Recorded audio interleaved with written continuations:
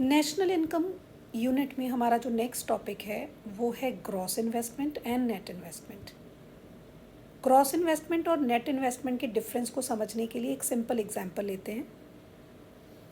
Imagine a factory that manufacture furniture. This year the factory buys 5 new machine worth rupees 5 lakh and it also replaces 2 old broken machines worth rupees 2 lakhs. एक furniture factory है, उस furniture factory ने इस साल 5 new machines purchase करी 5 लाख रुपए की, और साथ के साथ इस फैक्ट्री ने 2 ओल्ड ब्रोकन मशीन्स को रिप्लेस करने के लिए भी 2 न्यू मशीन्स परचेज करी वर्थ रुपीज़ 2 lakhs. तो gross investment here is 5 lakh rupees की न्यू इन्वेस्टमेंट, मतलब जो 5 मशीन्स खरीदने पर करी, प्लस 2 लाख रुपीज़ की रिप्लेसमेंट कॉस्ट जो ओल्ड मशीन्स को रिप्लेस करने के लिए खरीदी गई. तो gross investment is what 7 lakh rupees. तो gross investment shows what total spending including replacing old machines. Depreciation कितना हुआ यहाँ पर, मतलब जो 2 ओल्ड मशीन्स को रिप्लेस करने के लिए ऊपर जो हमने खर्च किया वो 2 लाख रुपीज़ है. दिस इज व्हाट डेप्रिसिएशन, मतलब हमारे एसेट्स की जितनी वैल्यू कम हुई, राइट, उनको रिप्लेस करने के लिए हमने 2 लाख रुपीज़ खर्च किए.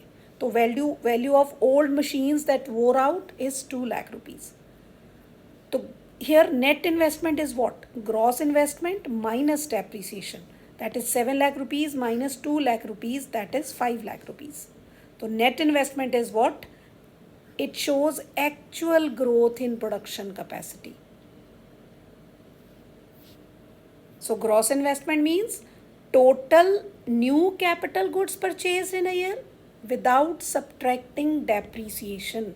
या फिर ऐसे कह लो, gross investment refers to gross addition to the stock of capital before depreciation or without making allowance for depreciation. Or net investment is what?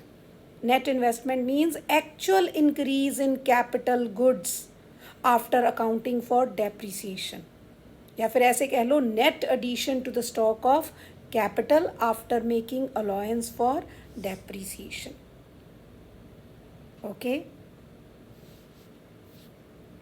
तो डेप्रिसिएशन को भी डिफाइन कर लेते हैं.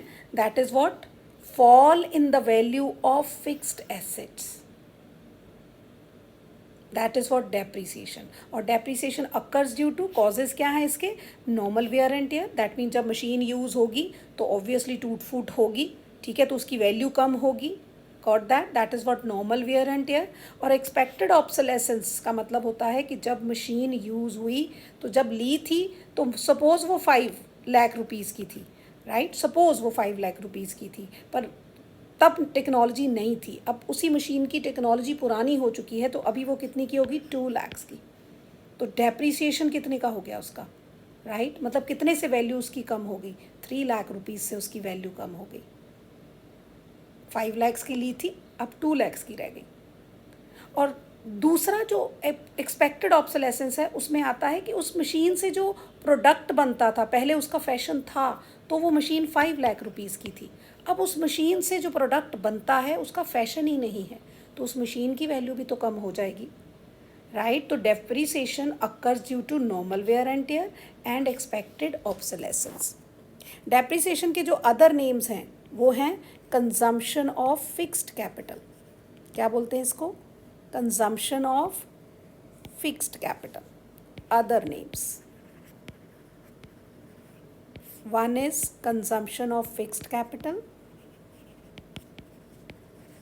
क्योंकि हम एसेट यूज़ कर रहे हैं, मतलब हमारी मशीनरी यूज़ हो रही है, वो क्या है हमारी फिक्स्ड कैपिटल, राइट. मशीनरी हमारी क्या है, फिक्स्ड कैपिटल. तो वो यूज़ हो रही है, दैट मीन्स वो कंज्यूम हो रही है, तभी उसकी वैल्यू कम होती जा रही है. दूसरा इसका अदर नेम है replacement cost, current replacement cost, क्योंकि वो 2 लाख रुपीज़ से हमने क्या किया था, ओल्ड एसेट्स को रिप्लेस किया था, तो replacement cost. And third capital consumption, capital को कंज्यूम किया, राइट, अलायंस भी कहते हैं इसको। Okay, next, difference between gross investment and net investment already हम कर चुके हैं। तो gross investment is equal to net investment plus depreciation, right, and net investment is equal to gross investment minus depreciation. So gross minus net क्या हुआ, depreciation. तो आगे जब नेशनल इनकम काउंट करेंगे तो ये डिफरेंस हमारे काम आएगा। तो इसको एक बार गो थ्रू हो जाते हैं। तो इसका मतलब क्या हुआ, ग्रॉस और नेट का डिफरेंस क्या हुआ, डेप्रिसिएशन। ग्रॉस क्या है, ब्रॉड कॉन्सेप्ट है, क्योंकि gross investment is equal to net plus depreciation, और जो नेट डेप्रिसिएशन है वो नैरो है, क्योंकि ग्रॉस इन्वेस्टमेंट माइनस डेप्रिसिएशन है।